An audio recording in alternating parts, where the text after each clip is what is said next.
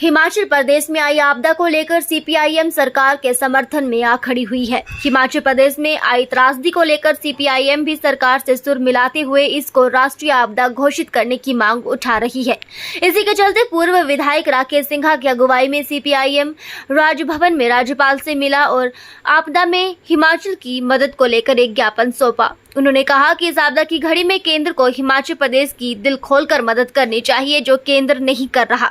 उल्टा गलत आंकड़े देकर भाजपा राजनीति करने की कोशिश कर रही है। जो पैसा अभी तक केंद्र से हिमाचल प्रदेश को मिला है वो प्रदेश का हिस्सा बनता था, उसी को पिछले बकाये के रूप में या एडवांस दिया गया है। केंद्र को हिमाचल प्रदेश से हुए नुकसान के लिए 10,000 करोड़ की राशि जारी करनी चाहिए। देखिए, आप जानते हैं कि हिमाचल प्रदेश आज़ादी के बाद और हिमाचल प्रदेश के इतिहास में सबसे बड़ी त्रासदी के जरिए गुजरा है। बहुत नुकसान हुआ है हिमाचल प्रदेश का और हिमाचल प्रदेश की जनता बहुत पीड़ा के दौर से गुजर रही है, बहुत दर्दनाक है। और इस प्रकार के हालात भी हैं। अगर राहत नहीं मिलेगी तो हम समझते हैं एक ऐसा दौर भी संभव है जिसको नकारा नहीं जा सकता है, जहां पर बड़े पैमाने पर आत्महत्या होने की भी संभावना है। हमने हिमाचल प्रदेश के राज्यपाल महोदय को विनती की है उनसे कि देश के प्रधानमंत्री से जिस भी रूप में, निजी तौर पर या संविधान के तहत जो भी तौर तरीका वो उचित समझते हैं, हमारी दर्द और हिमाचल प्रदेश की पीड़ा को उनके दरबार तक पहुंचाएं। और राज्यपाल महोदय ने, ईमानदारी से हम आपसे साझा कर रहे हैं, बहुत पेशेंट हियरिंग दी।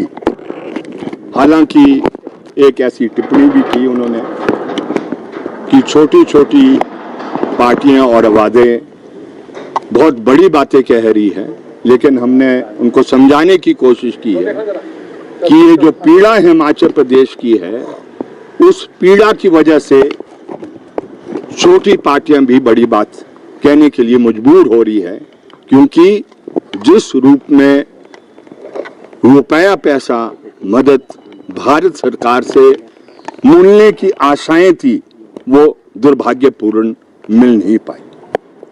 हमने इस बात का भी जिक्र किया है कि सन 2000 के अंदर हिमाचल प्रदेश के विधानसभा में जो हमारा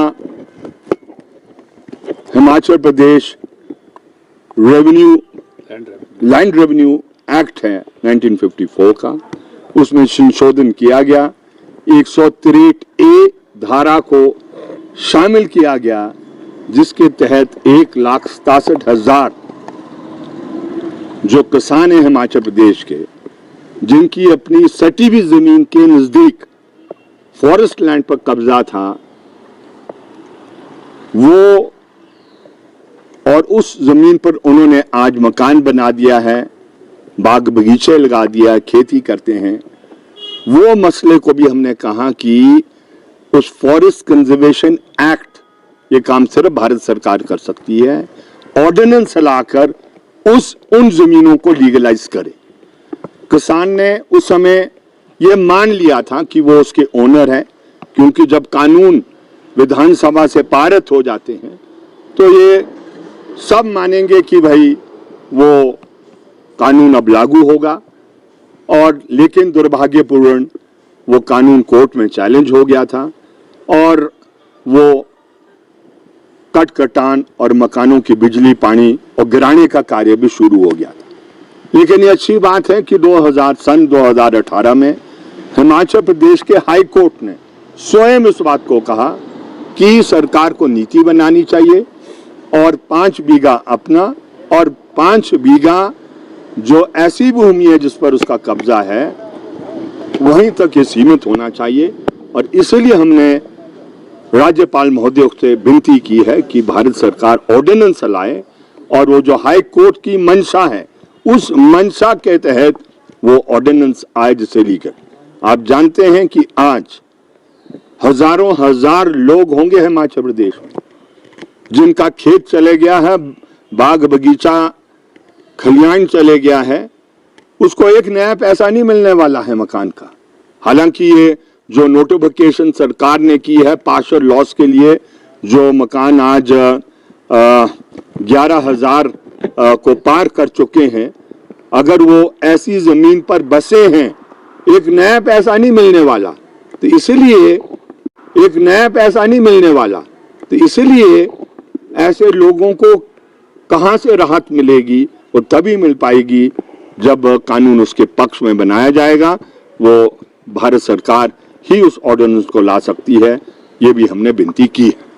और आखिरी बात हम आपसे शेयर करना चाह रहे हैं, किसी को अच्छा लगे बुरा लगे, दूध का दूध पानी का पानी बहुत जरूरी है, क्योंकि भ्रमित कर कर लोगों की पीड़ा को दूर नहीं किया जा सकता। हम बहुत क्लियर इस मामले को लेकर, और जो पिछले कल जगत प्रकाश नड्डा जी भी आए थे, उन्होंने जो घोषणा की कि 200 करोड़ रुपया हिमाचल प्रदेश को राहत के रूप में दिया जाएगा, मैं माननीय नड्डा जी को से विनती करना चाहता हूं कि वो 200 करोड़ रुपए की जो घोषणा की है आपने, वो भी एडवांस पैसा है।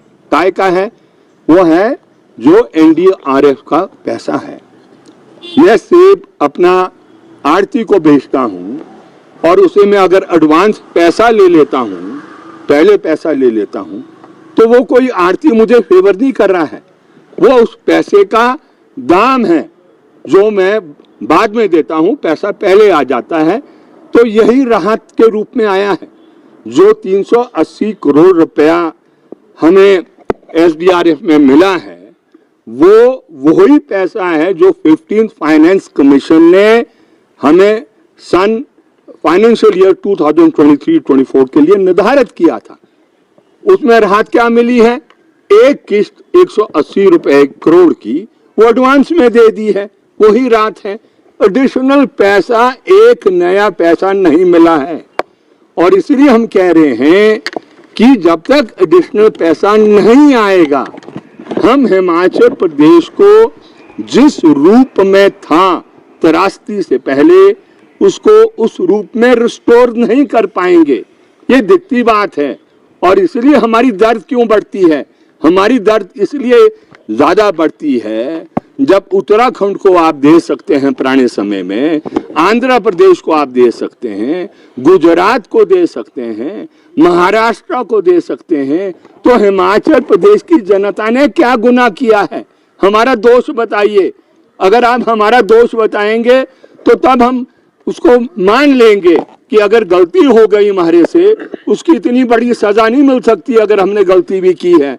इसलिए हम दोबारा विनती करना चाहते हैं भारत सरकार से कि हमारा दुख दर्द समझो, हमारी कुर्बानियों को भी ख्याल में रखो, और उस कुर्बानी को ख्याल में रखते हुए, चाहे सरहद की कुर्बानी है या ये जो जंगल हमने कुर्बान कर दिए हैं, ये सारे इसकी संपत्ति हमने भारत सरकार के पास दे दी है, तो इसका ख्याल रखें। अगर ये संपत्ति हमारे पास होती तो शायद हमें भारत सरकार से अपील करने की कोई जरूरत नहीं थी, क्योंकि इसकी संपत्ति हमारे पास नहीं है। इसलिए हमने अपील की है, और अभी भी हम आशा उम्मीद रख रहे हैं कि क्योंकि ये हिमाचल प्रदेश देश के प्रधानमंत्री का अपना ही घर है, दूसरा घर कहें या पहला घर, वो तो मैं कह नहीं सकता, तो इसलिए वो निश्चित रूप से उसका ख्याल रखते हुए जो हमें ये मिल रहा है, ये जो ये हमें जो रिलीफ देनी है, राहत मिली है, वो राहत को दे। और आखिरी बात है, हमने ये भी अपील की है कि जो एनडीआरएफ के मापदंड हैं, नेशनल डिजास्टर रिस्पॉन्स फंड जो हमें मिलता है, वो ख्याल करे। अगर आपको 100 रुपए का नुकसान है तो 100 रुपए की पूर्ति नहीं करता है एनडीआरएफ, वो सिर्फ ज्यादा से ज्यादा 20 रुपए का पूर्ति करता है। हमने कहा है कि आप एक दफा के लिए हमें राहत दे दीजिए, और वो राहत इस रूप में है जो एक्चुअल लॉस, जो एक्चुअल नुकसान जो हुआ है उसका पैसा हमें दे दें। अगर 10,000 करोड़ रुपए का एक्चुअल लॉस हुआ है तो वन टाइम रिलीफ के रूप में 10,000 करोड़ रुपया दिया जाए। अदरवाइज हमें क्या मिलेगा 10,000 करोड़ में? 10,000 करोड़ में जो 10% 10,000 करोड़ का कितना? 1,000 करोड़ रुपया ही हमें मिल पाएगा, उससे हमारी पूर्ति नहीं हो पाएगी। अगर ये रास्ता नहीं इख्तियार करना है तो फिर एक पैकेज दिया जाए जिसमें उसकी वो जो नुकसान हुआ है उसकी पूर्ति होने में सक्षम हो।